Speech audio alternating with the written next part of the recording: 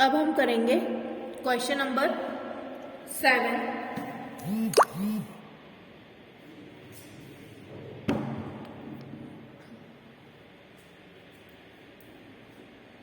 Question number 7 है, उस देश का नाम लिखिए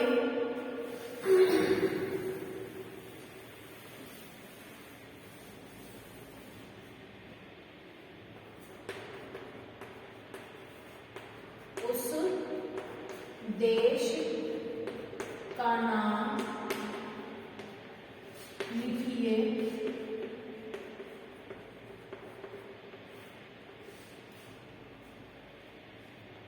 जहां 1956 के बाद जातीय संघर्ष ने 1956 के बाद जातीय संघर्ष ने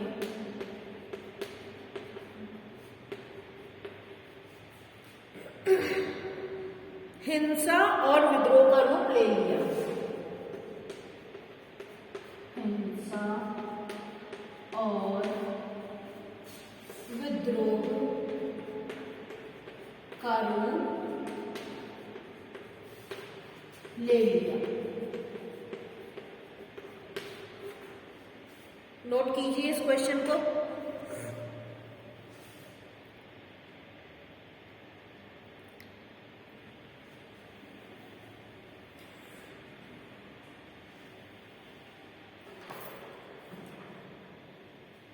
नोट कीजिए, उस देश का नाम लिखिए जहां 1956 के बाद जातीय संघर्ष ने हिंसा और विद्रोह का रूप ले लिया।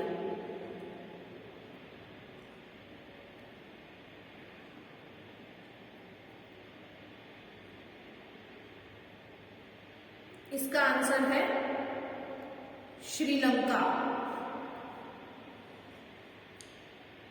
इसका आंसर है श्रीलंका।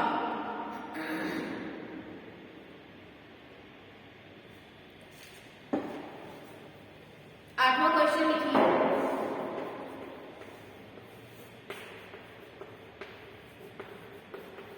संघवाद क्या है?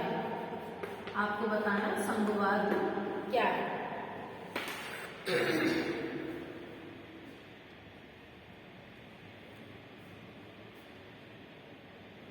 इसका आंसर नोट कीजिए। संघवाद शासन की वह प्रणाली है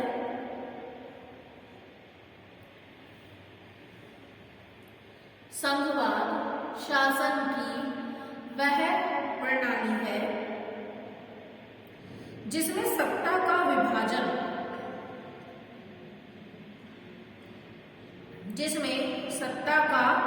विभाजन केंद्रीय प्राधिकार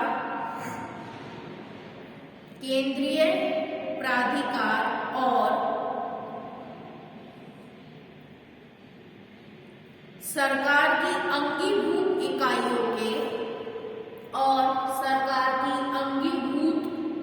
इकाइयों के मध्य होता है।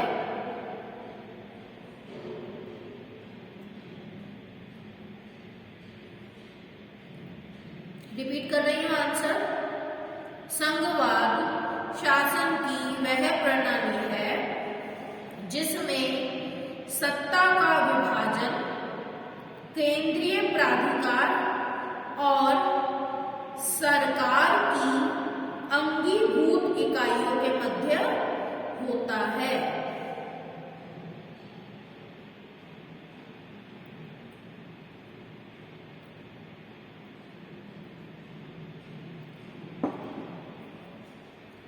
नाइन्थ क्वेश्चन लिखिए, टॉम स्मिथ और जॉन कार्लोस। टॉम स्मिथ और जॉन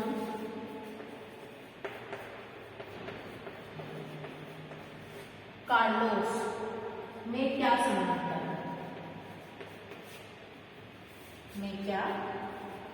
समानता है।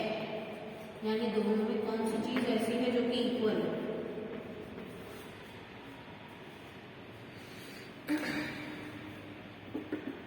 क्वेश्चन नोट करो, फिर मैं आंसर बताती हूँ।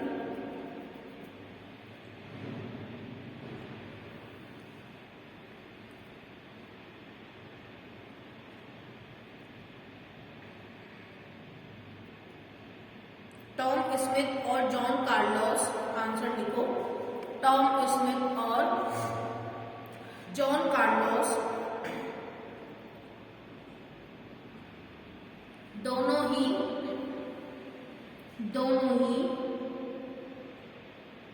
अफ्रो अमेरिकी खिलाड़ी थे।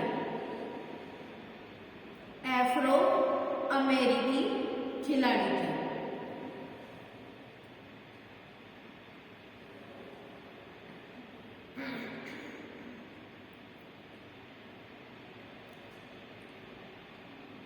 आंसर है टॉम स्मिथ और जॉन कार्लोस दोनों ही अफ्रो अमेरिकी खिलाड़ी थे।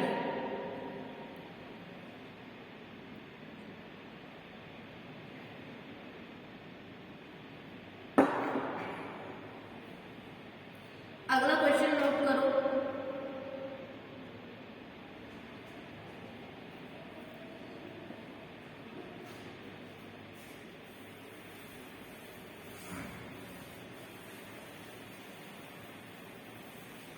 जैव संसाधन तथा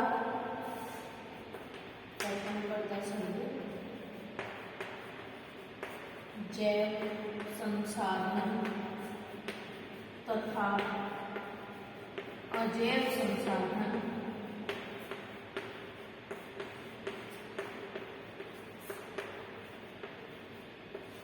के मध्य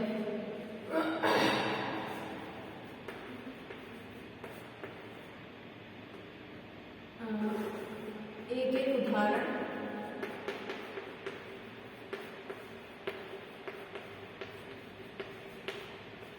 बताइए। जैव तथा अजैव संसाधन के एक एक उदाहरण बताइए। ये तो आप खुद भी कर सकते हो, बहुत इजी क्वेश्चन है, आता है आप सभी को। जैव संसाधन तथा अजैव संसाधन के एक एक उदाहरण बताना है।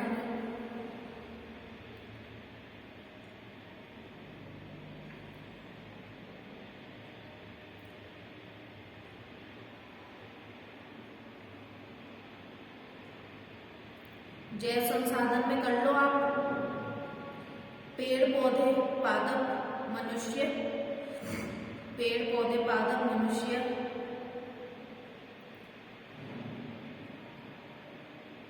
जानवर भी लिख सकते हो इसमें,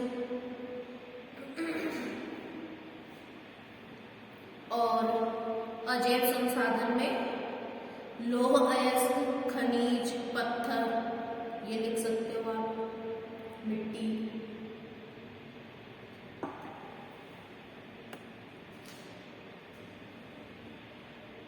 ठीक है, रिपीट कर रही हूँ आंसर। जैव संसाधन में मनुष्य, जानवर, पेड़ पौधे पादप, ये हो जाएगा इसका उदाहरण। कोई भी एक लिख सकते हो, सारे लिख लो आप ताकि आपको लर्न रहे। अजैव संसाधन में लौह अयस्क पत्थर मिट्टी ये आंसर हो सकते हैं, खनिज।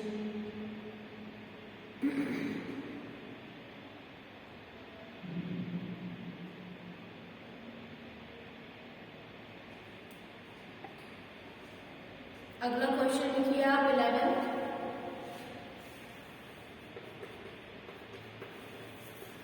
प्राथमिक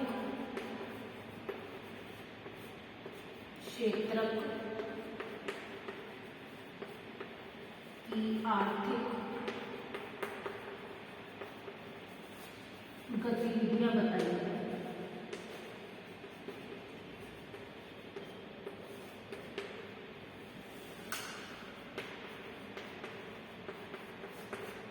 प्राथमिक क्षेत्रक में कौन कौन सी आर्थिक गतिविधियां की जाती हैं उनके बारे में आपको बताना है।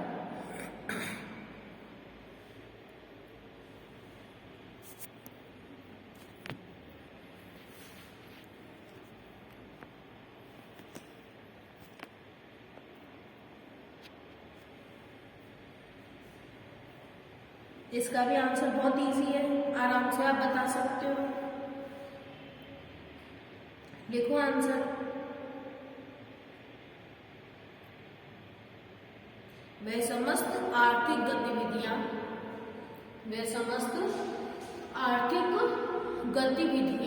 जो कि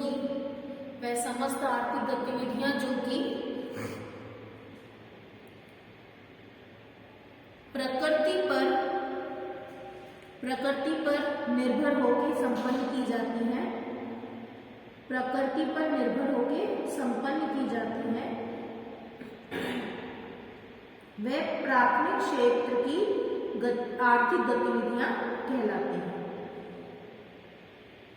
वापस रिपीट कर रही हूँ, वह समस्त आर्थिक गतिविधियां जो कि प्रकृति पर निर्भर होकर पूर्ण की जाती हैं, वह प्राथमिक क्षेत्र की आर्थिक गतिविधियां कहलाती हैं। उदाहरणार्थ कृषि,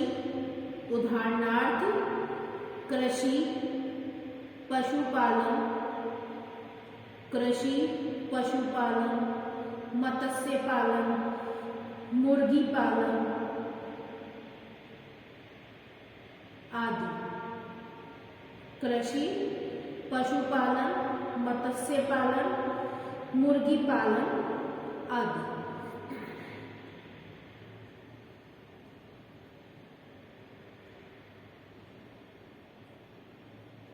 अब अति लघुतरात्मक का लास्ट क्वेश्चन लिख लेंगे आप। अपेक्षाकृत नवीन परिघटना कौन सी है?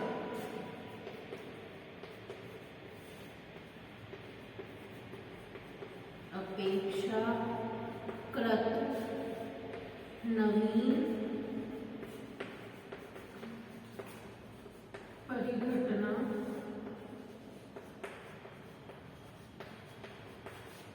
कौन सी है? अपेक्षाकृत नवीन परिघटना कौन सी है?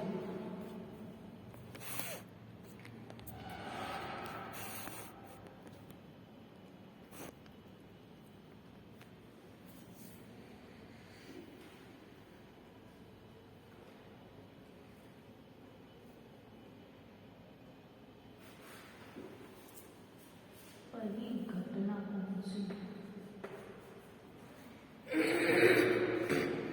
क्वेश्चन नोट कर लिया? अपेक्षाकृत नवीन परिघटना कौन सी है? इसका आंसर है हमारे बाजारों में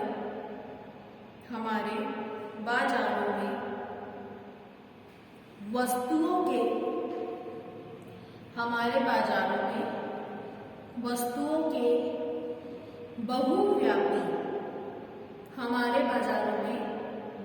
के बहुव्यापी विकल्प अपेक्षाकृत नवीन परिघटना है। हमारे बाजारों में वस्तुओं के बहुव्यापी विकल्प अपेक्षाकृत नवीन परिघटना है। वापस रिपीट कर रही हूँ आंसर, हमारे बाजारों में वस्तुओं के बहुव्यापी विकल्प अपेक्षाकृत नवीन परिघटना है।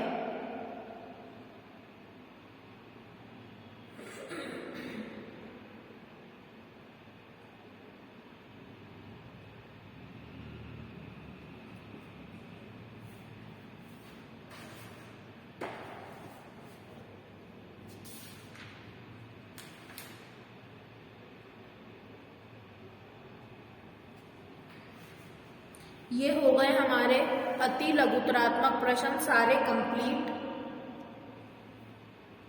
अब मैं आपको वो आंसर्स बता रही हूँ जो मैंने आपको कल के होमवर्क के लिए दिए थे। मैंने कुछ क्वेश्चन दिए थे आपको कल होमवर्क में, उनके आंसर मैं बता रही हूँ। हमने कल जो क्वेश्चंस किए थे वो बहु विकल्पी प्रश्न थे। उन बहु विकल्पी प्रश्नों के उत्तर मैंने आपको खोजने के लिए कहे थे,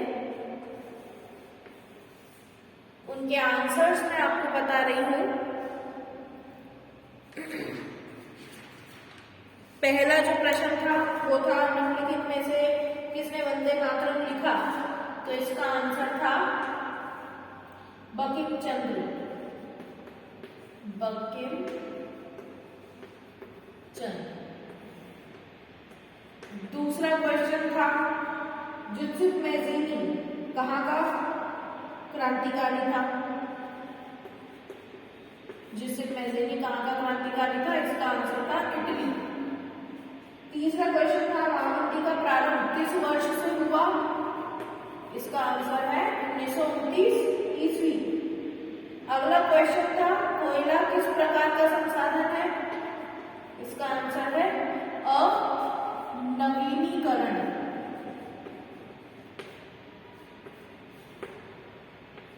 अगला क्वेश्चन था निम्नलिखित में से किस राज्य में काली मृदा मुख्य रूप से पाई जाती है, इसका आंसर था महाराष्ट्र।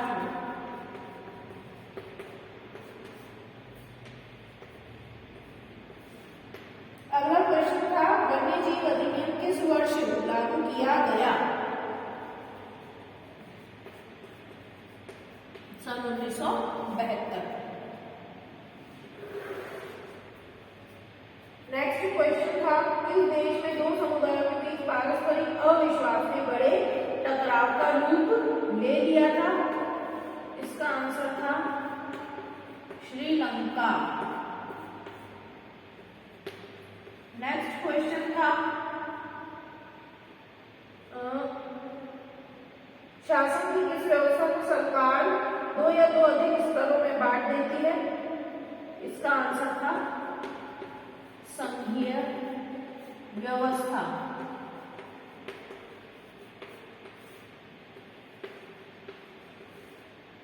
नाइन क्वेश्चन भारतीय संविधान के बारे में इनमें से कौन सा कथन गलत है, इसका कथन में मैंने तुम्हें ऑप्शन भी दिया था और आंसर था ये एक धर्म को राष्ट्रीय धर्म बताता है।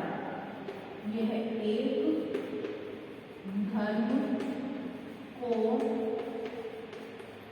राजकीय धर्म बताता है, ये कथन गलत था क्योंकि हमारे भारत देश का संविधान सभी धर्मों को समान मानता है और कोई भी हमारे देश का राजकीय धर्म नहीं। अगला क्वेश्चन था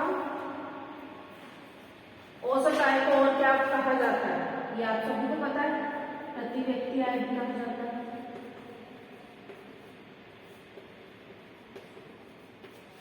अगला क्वेश्चन था भारत में ग्रामीण क्षेत्र में किस क्षेत्र का सर्वाधिक योगदान है, गांवों में सबसे ज्यादा लोग क्या कार्य करते हैं, कृषि कार्य, और कृषि कार्य किस क्षेत्र में शामिल है, प्राथमिक क्षेत्र में, ये भी आप लोगों को ऑलरेडी पता है।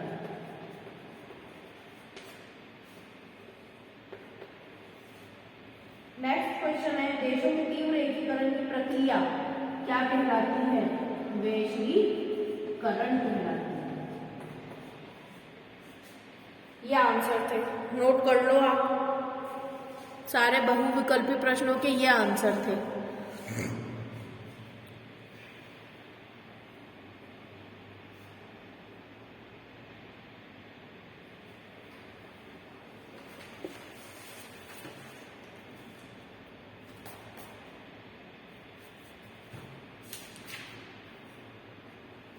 आज के लिए मैं आपको कुछ होमवर्क दे रही हूँ, वो होमवर्क आपको कंप्लीट करके रखना है।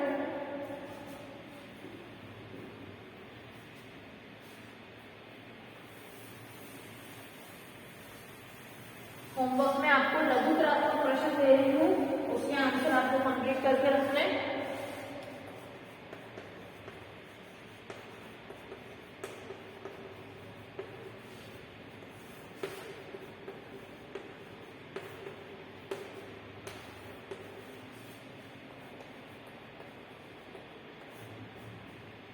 क्वेश्चन नंबर 1 है संकटग्रस्त एवं लुप्त जातियों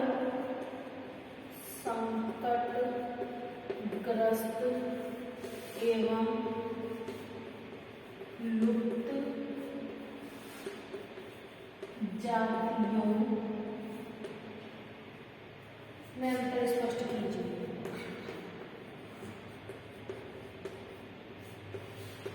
अंतर स्पष्ट कीजिए।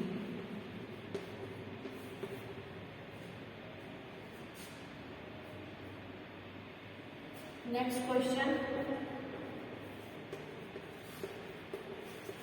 सत्ता की साझेदारी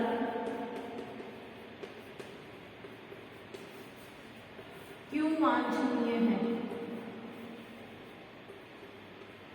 यानी कि सत्ता की साझेदारी क्यों जरूरी है, स्पष्ट कीजिए।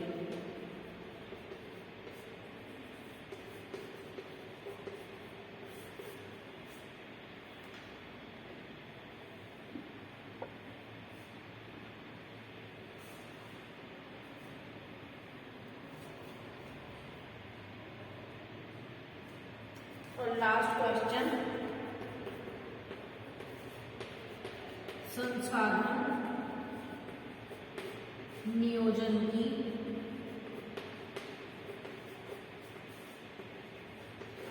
क्या आवश्यकता है?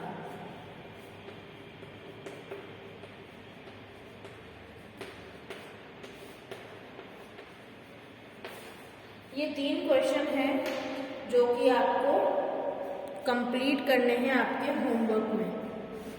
ठीक है, इन्हें नोट कर लीजिए आप और टाइम से ये काम पूरा करते रहें।